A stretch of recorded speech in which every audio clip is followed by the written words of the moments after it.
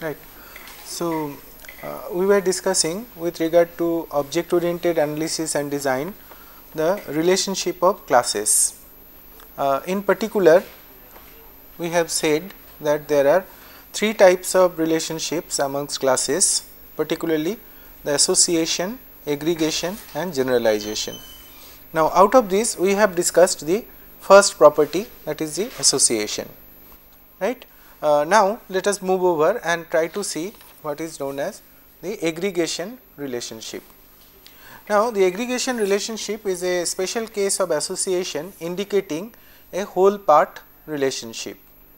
So, A consists of relationship where the whole consists of the parts, right. So, I have said that there are two basic structures, one is the whole part and the other one, that is the generalization, that is a relationship, that is the generalization type, but this one is the aggregation relationship where we have, or otherwise called the whole part relationship.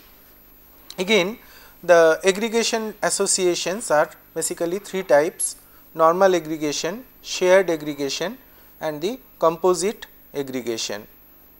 Alright. So, the whole part understanding could be very important when it comes to relationship of classes. The first one, that is the normal aggregation. The basic idea is used to show that a class may be made up from other classes. Okay. A hollow diamond, this is the hollow diamond symbol, is placed by the side of the class that plays the whole in the whole part relationship. Okay. So, here is an example of a computer and its system units, and usually it is 1:1. A computer has one system unit, the computer is the whole, system unit is a part of it. Alright. So, this is a kind of whole part relationship. There is a normal aggregation. The normal aggregation sometimes is simply called aggregation. Alright. Most of the time the normal aggregation is called just aggregation. Can you give another example of normal aggregation?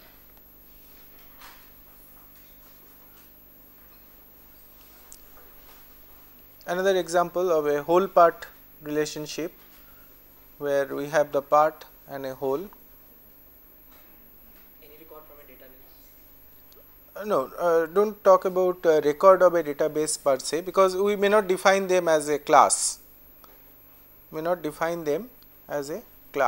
Suppose you want to have the institute as a class, alright. The institute has got many departments, alright. So, the department could be the part and the institute as a whole.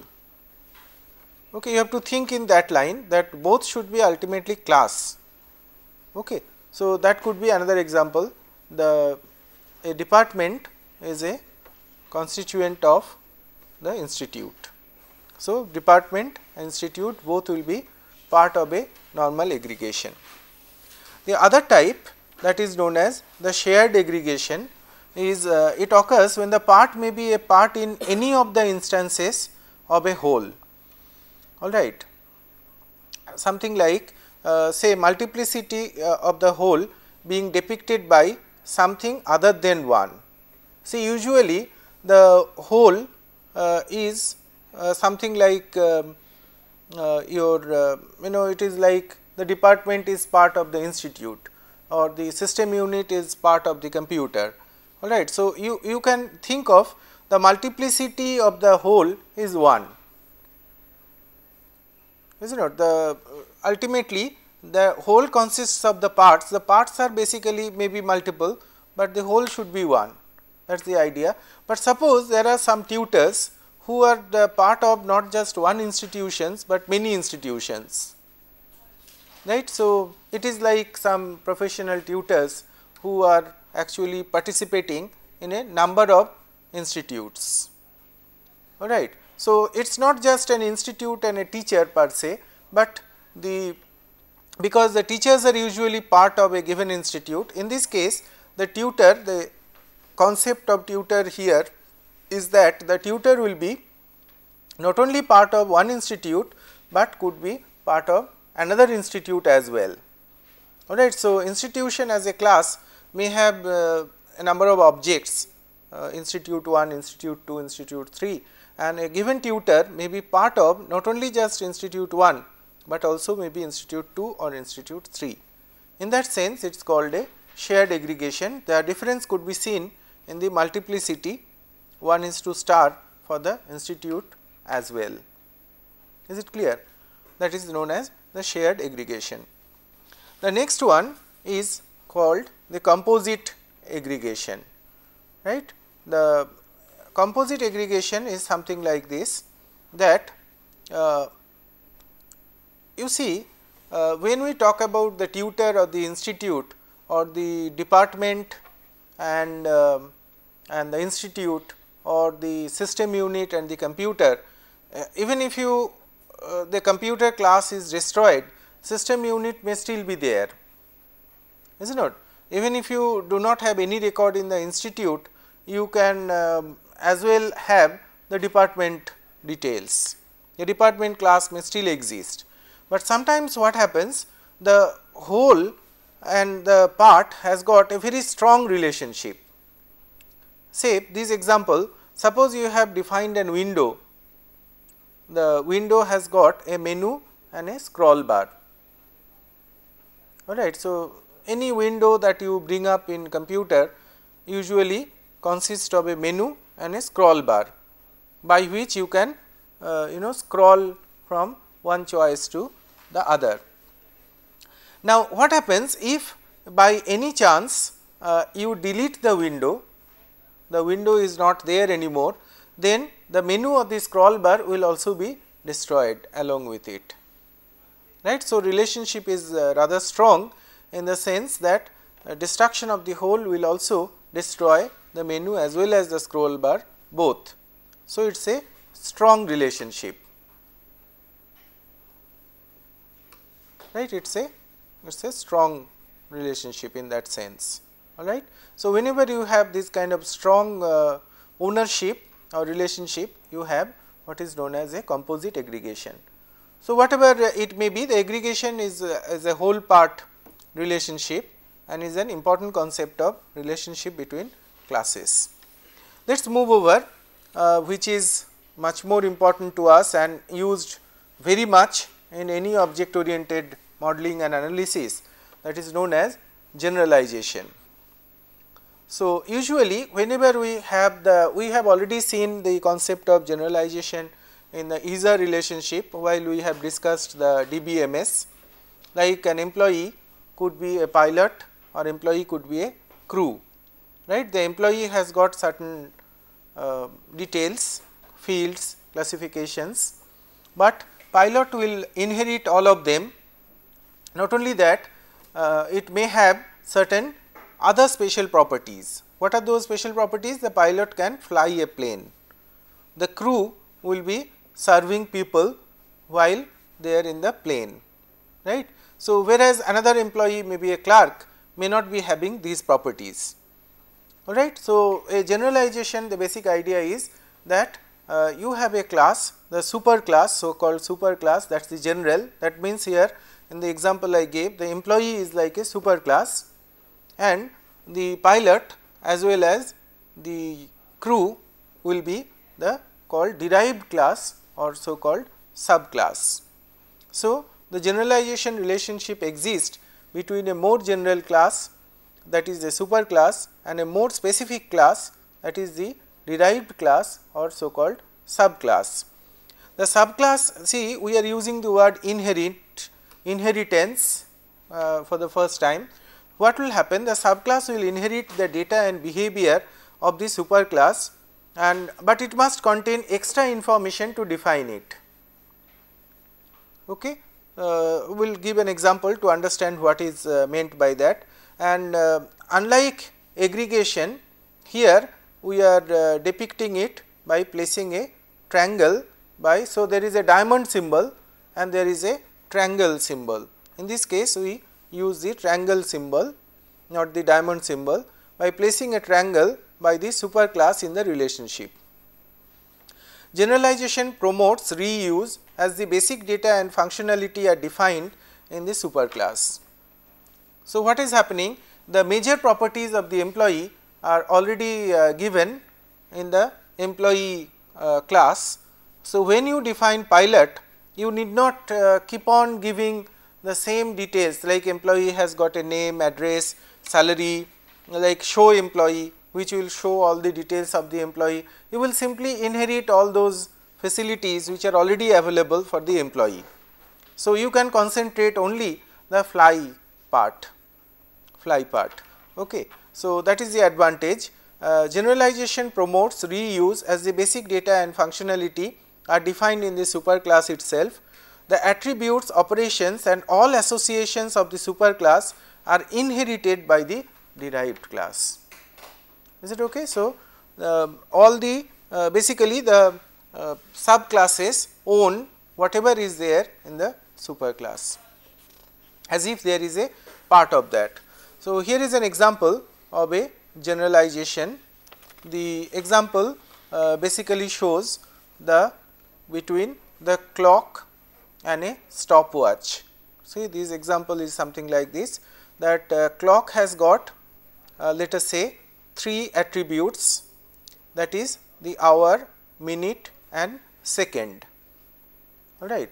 Hour, minute and second, 3 attributes, and the clock basically it can have 3 behavior or basically 3 what do you call the operations defined in the class. Number 1, advance time, you can change the time. Second, display, you can display the present hour, minute and second in the clock, and you can set time basically to put a particular time at a given point of time, all right. The stopwatch on the other hand is definitely a clock, in the sense we assume here the stopwatch also shows the hour, minute and second at a given point of time. However, you have 3 more additional functions, that is reset, start and stop, right. So, these reset, start and stop, and we have an additional attribute 10 seconds, right, that is 10th of a second, all right. So, that means it, how many attributes will stopwatch have? 4. 3 it will inherit that is hour, minute and second, and the 4th one it is own, all right. Similarly, it may have 3 plus 3, 6 operations defined for it. A very peculiar kind of a case could be where you can have the inherited class can redefine one of the functions which is in there in the main.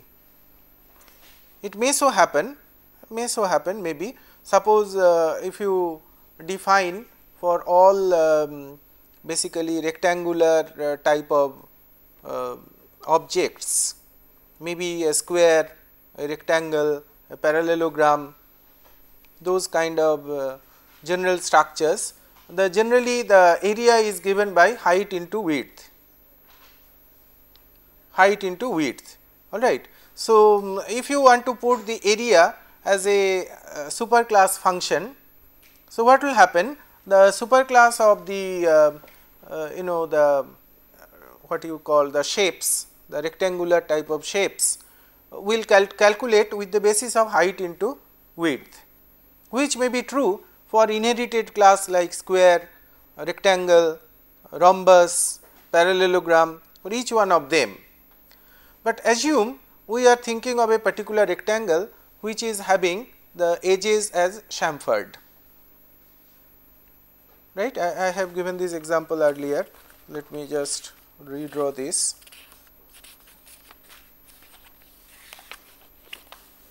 What I wanted to say was, see we have a rectangular or a square structure where we have the edged. So, you see not only it has a height and a width,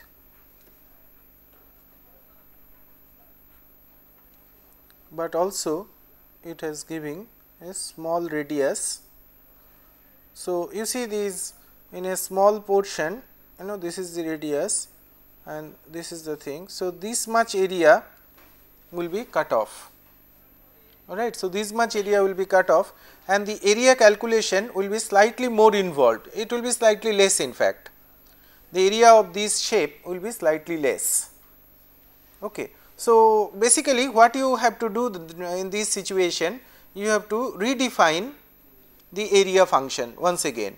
Although the area is already defined in the superclass, in the base class or the subclass, I am sorry, in the subclass or the derived class, you have to again redefine area as a function of h, w and r, and these will supersede the area which has already been defined in the superclass.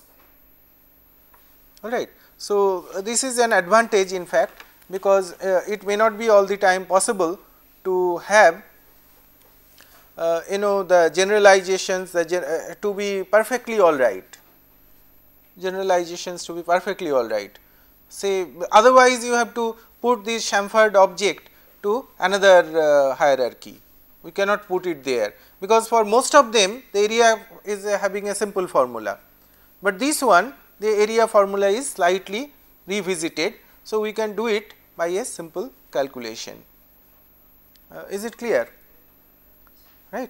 So, this is basically the generalization, therefore, gives you the concept of inheritance, right, the concept of inheritance. So, there is further to it what you have, what is known as an inheritance tree. So, you can have a look at an inheritance tree here.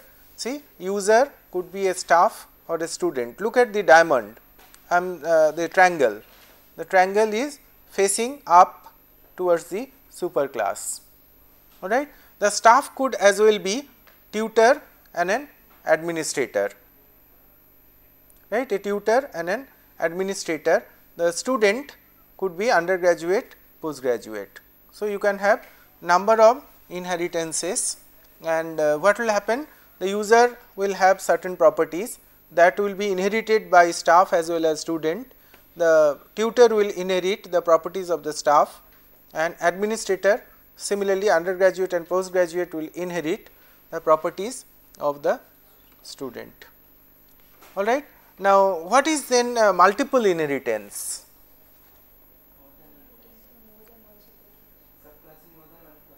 Okay. So, subclass in more than,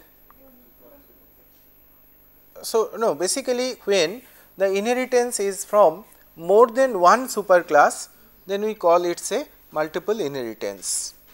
Alright. So, multiple inheritance is a special type of inheritance where basically the inheritance comes from more than one superclass. So, one example you can see here, the multiple inheritance occurs when a class is derived from more than one superclass. So, we have the digital watch and the analog watch. The digital watch has got its own property, it shows the time in a digital form. The analog watch on the other hand has hour hands, minute hands, like that, and dual display. Suppose if you think of a dual display watch, then it will have both digital as well as analog. Alright. So, you can show it as a multiple inheritance. What are the advantages or disadvantages of multiple inheritance? Is it advantageous to have multiple inheritance? Sir, reusability increases. Reusability increases, but difficulty?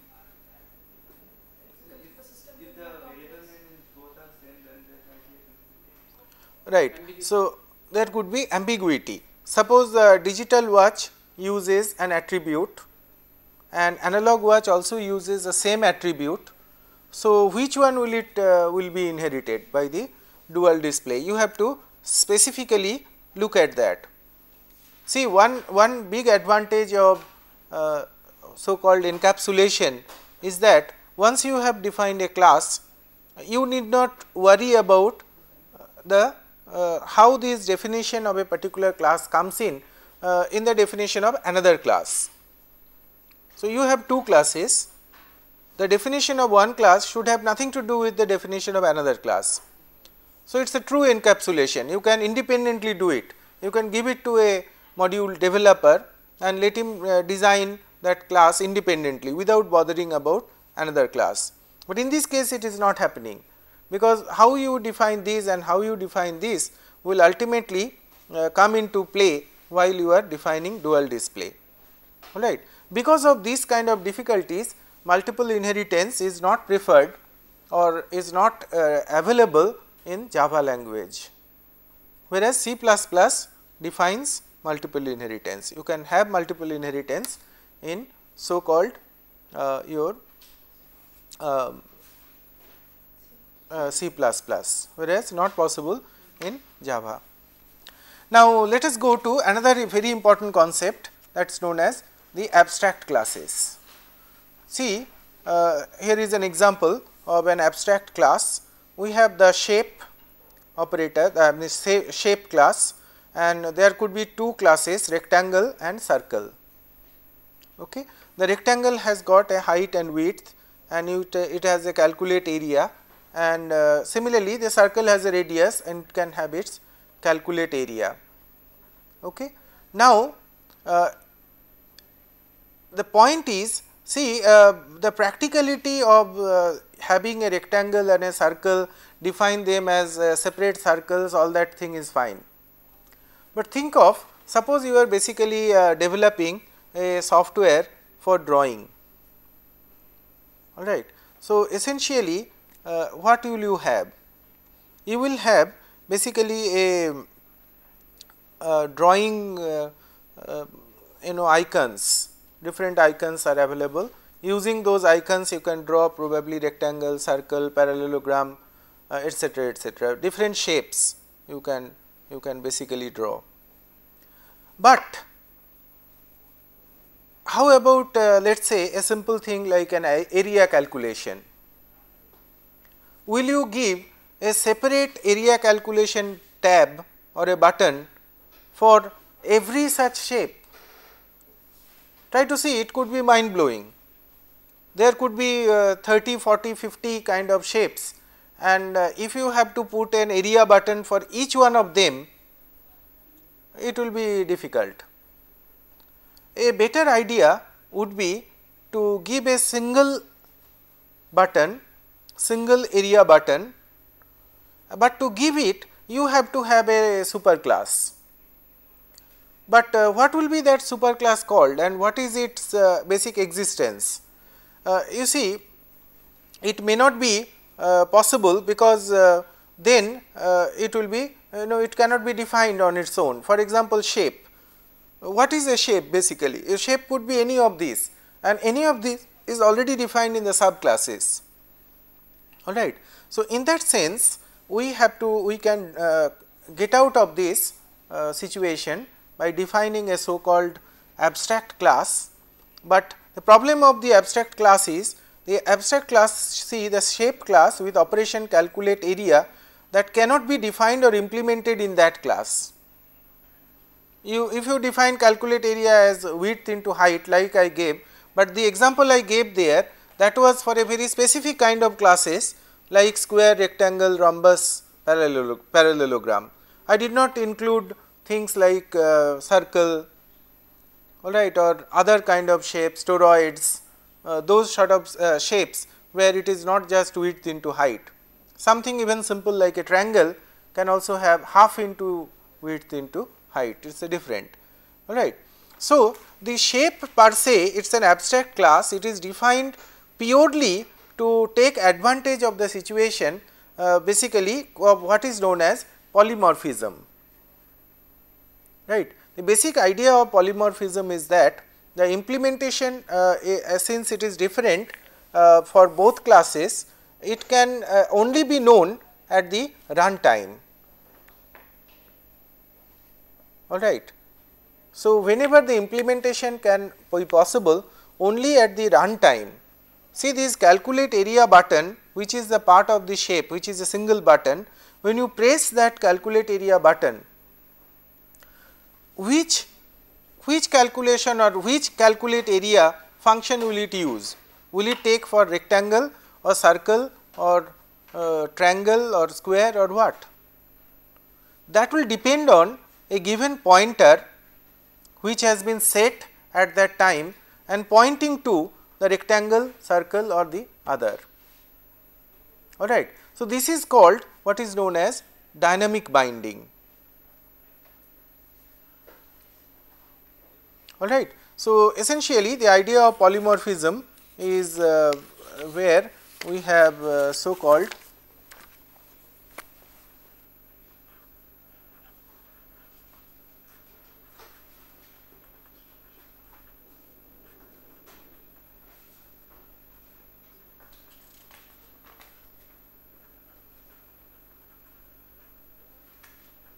static binding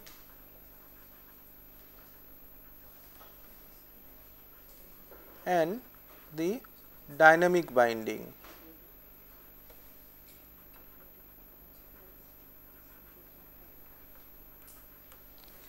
So, I was explaining to you the dynamic binding. The basic idea of the dynamic binding comes from the concept of abstract classes.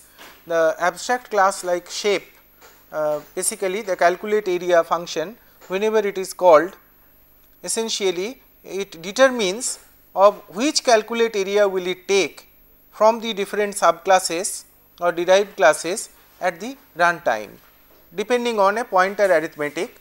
But the advantage is, when it comes to writing program, all you have to do is shape dot calculate area. You see, programming is absolutely easy and it is only to be seen at the runtime how the calculation could be done. Alright. Whereas, for static binding, particularly when it comes to polymorphism, it is slightly different.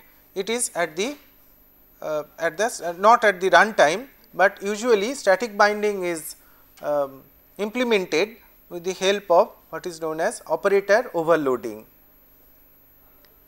Operator overloading. How operator overloading can be implemented? Suppose we have the area.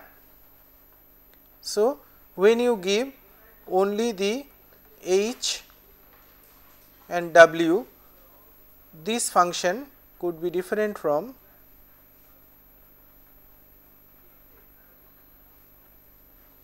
or, you see, these three are three examples of operator function overloading basically.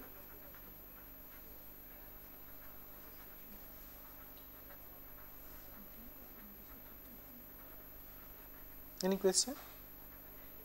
See, basic idea is, depending on how many parameters you give, a different area function will be called, and suppose if you simply give h and w, it will calculate h into w. Suppose you give h, w and r, probably the r will be taken as a chamfering radius, and when you give simply r, probably it is a circle and it will take a simple circle formula for calculating area. So, will it take a default value of r or will it not? No, the value you are supplying, isn't it? When you are calling this, Suppose we are calling the first area h and w. So, will it not take r at all or it will take? no, it should not take r at all. And it is not a question of not take or take. You see, these three area, although they are called area, but they are actually three different operations and defined defined one after another. Say something like, in the same class has got three different definitions. It is not the same area operation. The same class has got 1, 2, 3 different operations defined. Are you getting me? Although they are all called area, but they are not the same functions in that sense. There are three different functions, while your class definition, the area operation is defined 3 times. Depending on how many parameters you are sending, either this or this or this will be used. It is not like it is only one function and depending on what you have by the some if then else logic it is doing. No, it is not like that. Is it okay? So, that is the idea. So, that is about the classes. Now, let us so far we are talking more about maybe the programming aspects of object oriented analysis. and basically getting a broad idea of what could be classes, but essentially three very important concepts we could get, one of encapsulation, inheritance and polymorphism. These are very basic object concepts, and these concepts cannot be really very well understood if you take out the programming aspect of the thing.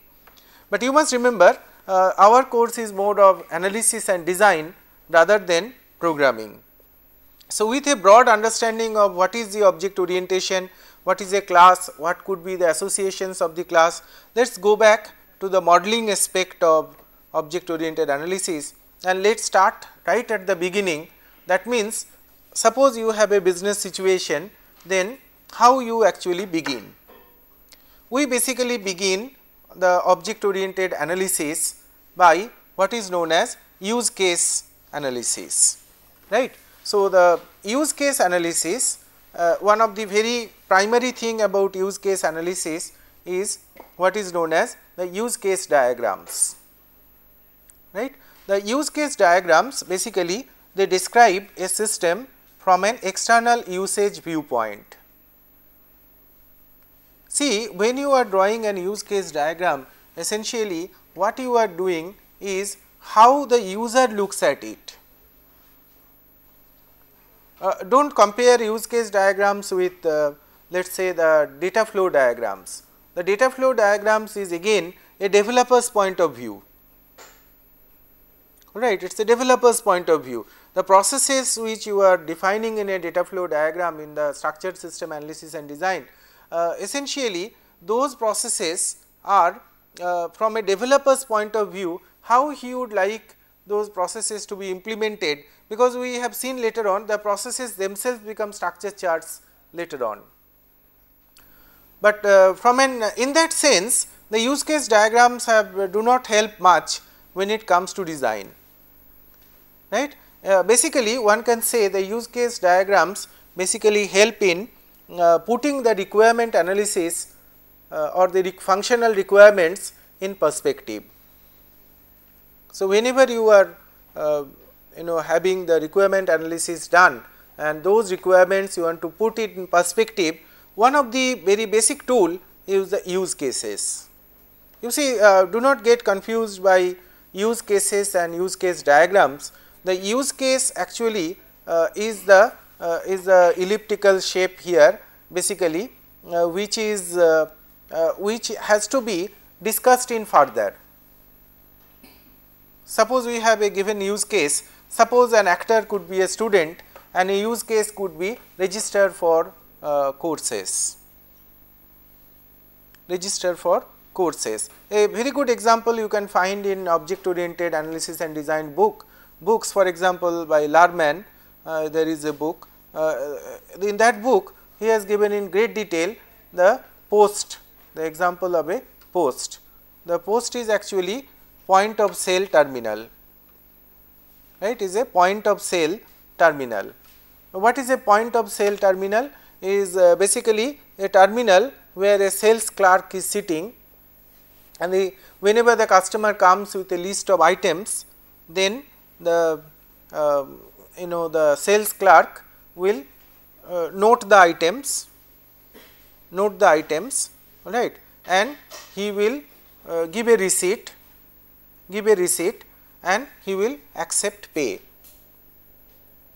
Is all right. So, maybe if we take that check the items, second could be the receive payment, and if possible, suppose it is a return kind of a situation, then it could be refund. There could be more use cases, but to begin with we can think of three use cases for point of sale terminal.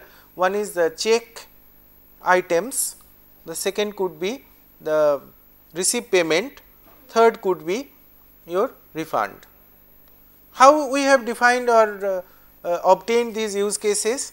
Basically from a clear thinking that not from the developers or programmers point of view, but purely from an analyst's point of view, what the user actually doing, what are the broad categories of work that the user or the clerk in that case is actually be doing with the point of sale terminal.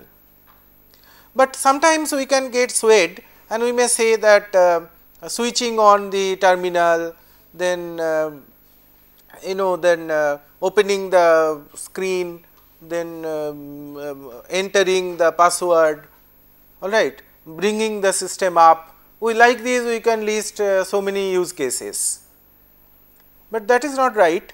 We should try to look at it from a function your user activity point of view. What is user actually by all these processes, what the user is doing? He is actually logging in. So, we may say login. Login could be an use case. Is it all right? So, that is why you must you see use cases are a collection of task related activities describing a discrete chunk of the system. It should be a discrete chunk of the system and not just one small thing. In a sense, it should be a business activity, right. So, one use case must represent a business activity, right. Now, before we move further, we must also see what use cases do not describe. Before we see what use cases actually describe, let us understand what the use cases do not describe. It do not describe the user interfaces, the performance goals, the application architecture or the non-functional requirements, all right. So, use cases do not describe user interfaces, performance goals, application architecture, non-functional requirements. Only the functional requirements it basically shows. It does not show the implementation. Implementation is not shown. So, I think let me show a diagram before we move further.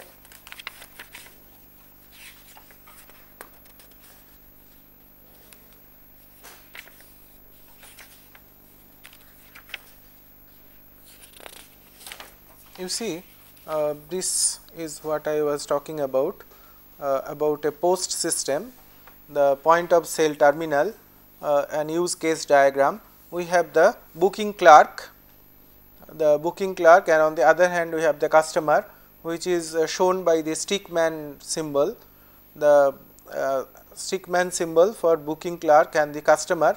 These are called actors, right. The actors are basically the people who are involved in this. They are not entities like we have defined external entities earlier, but they are actually who are doing the job.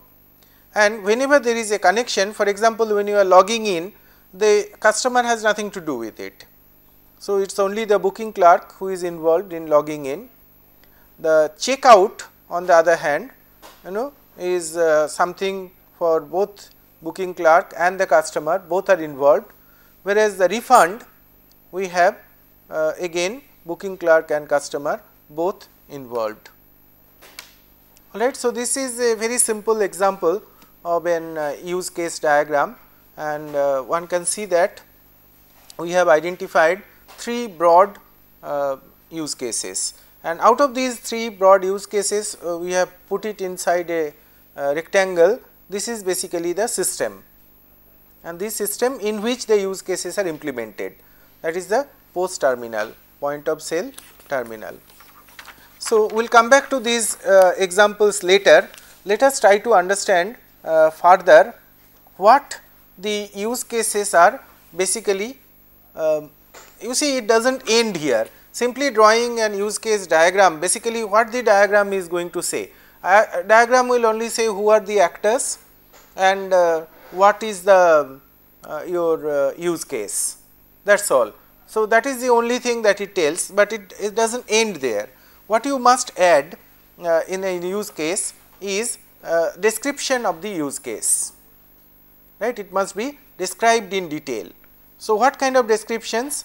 You can write the description in 3 forms. The first one is known as the narrative form, where you give the overview in free form text, or you can write it in a scenario form, where you write the simple sequence of events, or you can write the conversation form by actor system interaction. So, you have the actor on one side and system functions on other side, and what the actor will do, what the system will do. I will give you some one or two examples for the first two. So, let us see what is happening in the so called narrative form. In a narrative form, we have what is known as a free form text. It shows the high level actions of the user, his intent, and while referring to the key concepts. So, an example, suppose we have a use case, make a payment. So, what are the broad activities that is going on? Users can make online payments, alright. So, users can apply payments to specific vendor accounts they have, and two ways to make these payments: one time payment for a specific amount or regular payment schedules monthly or yearly. So, this is may be called some kind of an use case description, alright. So, you can refer to maybe the UML user guide. I think by far the best book to understand object oriented analysis, or Larman's book is not bad. You can also have a look at Larman's book. The post case study has been given in great detail in Larman's book. There is another book by Rebecca Wirth, so you can also see that. And in all these books, you can see that apart from the use case diagrams, you can also see how to write the use case descriptions, right. So, this is one example of an use case description in a narrative form. Now, let us move over and see how the next one, that is how use case could be written in the scenario form, right. So, what basically, why do I write use case description? What is the use of this? You see, the use case description is like stating the requirements. You have done the requirement analysis in whatever way, that requirement analysis you are coding it in a nice form, right. That is the basic purpose the use cases serve, right. So, let us move over to what is known as the scenario form. The scenario form basically describes a sequence of events. It describes the intention of the actor's intentions, and the system responsibilities and action, right. So, what the system is supposed to do, what is the actor intends to do, and what are the sequence of events. Let us take one example, register customer with automatic activation. Okay. So, what is being done? First, user enters the registration information by providing registration information details. So, maybe whenever you want to register as a customer, say to some business, say for example, you want to be a customer to a consulting organization, right. So, you want to register. So, naturally, you have to first give a set of information.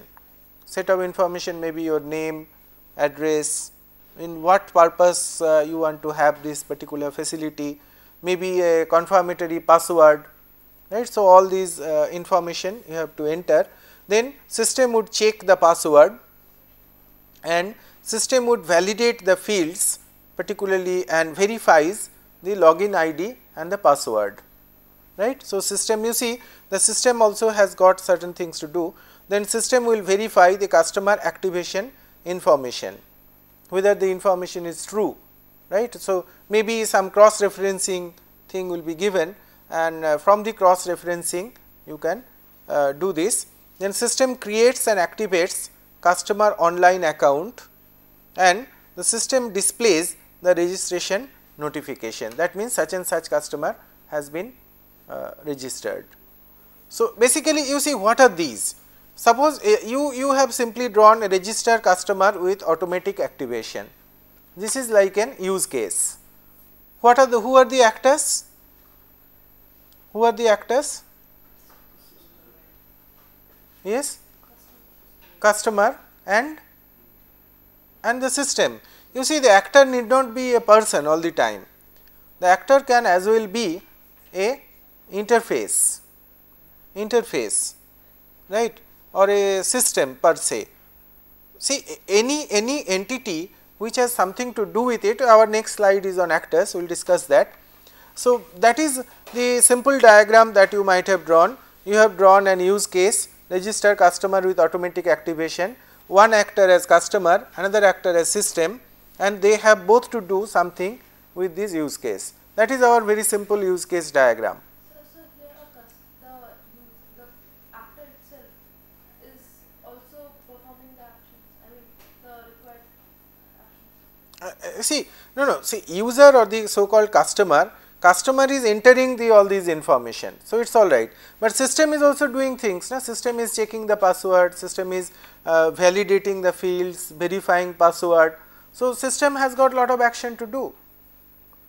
You see, please understand this. You do not look at it, that is what I said right in the beginning, do not look at it from a programmer's point of view, from a developer's point of view, look at it from a functional point of view, from a user's point of view. The use case diagramming method is a purely user orientation. Any requirement analysis diagram or requirement analysis document when you prepare SRS, it is a pure black box. That is why the requirement analysis is called the black box view of the system. It does not talk about implementation, it does not answer any why question, it only answers the what questions. Just on the previous example, there were three actors: the booking clerk, the customer, and the post terminal itself. Because the Post terminal was not the actor. Post terminal was post terminal is the terminal where the clerk is working, is the system. But if you think that login requires also the system intervention, then you can call system also, you could have put as an actor. For example, whenever you are let us say logging in, there has to be a password authentication. So, you may like to put system also as an use case, not as a use case, as an actor. We will give more examples, I think at that time. only validating the data and like working with the data. It's not doing anything on its own. So why should it be a actor? System. Yeah. Okay. Working with the data. It is working with the data, but look at it how the user would look at it. You see, you have identified certain requirements. What are the requirements? This is what is listed here. Some of the requirements that you have identified, like checking the password, like validating the field, verifying login ID. So, look at it from user's point of view, who is doing it? So, some system is doing it. So, you put it as an actor, that is the idea. Okay, I think if I give more examples, you ask this question once again after we discuss more about the use cases. Maybe when we give one or two examples, maybe we can come back to that. Then about the actors. So, actor, a person or a thing interacting with the system so that it can respond to the business events. In fact, we can also answer to that question in this way, that how you look at it, look at a business situation may be differing from one person to another. So, one modeler who has defined something as an actor may be slightly different to another, it may not be all the time exactly matching, alright. So, little bit of subjectivity could be involved there. So, you can have a primary actor who stimulates the system to react and a secondary actor who responds to the so called system's requests, alright. So, we can have what is known as a primary actor or a secondary actor. So, how to look for actors? We can have an actor is who uses the system, who gets informed. Now, this answers maybe some of your question, who uses the system, who gets information from the system, who provides information to the system, then this who part is over, what other systems use this system, alright. I will give one example, who installs, starts up or maintains the system. So, all these will be part of what is known as actors. See, sometimes what happens, let me give an example this way. Suppose you have an old system running, an old payroll system running in your organization, and now you want to develop an accounting system which was previously not there, financial accounting system, out of which the payroll is a part. Okay. Now, you have started developing. Now, everybody knows the financial accounting and payroll are related to one another in a big way, alright. So, whatever you do in a financial accounting package, the payroll will have lot of interfaces. Now, what will you do? The old payroll you cannot discontinue suddenly. So, you have to, you are redeveloping the payroll system maybe, but you cannot put the new payroll system in use immediately, because the old payroll system is still running. So, you may call the old payroll system as the legacy system. As a legacy system, you allow the new system, the new payroll system will not be activated, the legacy system will be still running, the other financial accounting systems will be operated, and whenever there will be any payroll kind of a thing, then the legacy, you have to interact with the legacy system, alright. In the process of time, when your new payroll is fully developed and you have full belief on the new payroll system, you can discontinue the old and continue the new one. Till such time, the old payroll system or the legacy system should be shown as an actor, alright, because you are interacting with it. Okay. So, this is what it is, that who uses the system, who gets information from the system, who provides information to the system, and what other systems use the system, and who installs, starts up or maintains the system. Right. So, we leave it here today. In our next class, we will come to more about the modeling with use case. I will show some examples of use case, and then move over to more important things like conceptual diagram, sequence diagram, and collaboration diagram, class diagram, and so on. Right. So, thank you very much.